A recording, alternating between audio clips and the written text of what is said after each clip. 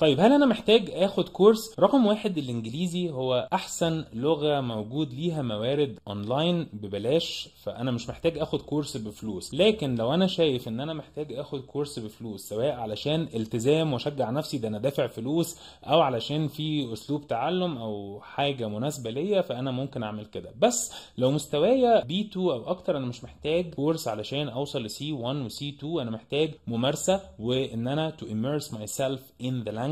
هو ده اللي هيقويني ويخليني من بعد البي 2 اوصل لسي 1 وسي 2. انا بقول لكم بي 2 او اكتر ما تاخدش كورس. عايز تاخد كورس او عايزه تاخدي كورس، لو مستوايا A0 A1 A2 B1. وفي برضو كورسات مجانيه هرشحها في نهايه الفيديو. وبرشح كمان قناه الخلاصه مع شريف علاء، علشان هيبقى فيها فيديوهات عن تعلم اللغه الانجليزيه. فاشتركوا في القناه واعملوا لايك للفيديو ده قبل ما نكمل بقيه الفيديو.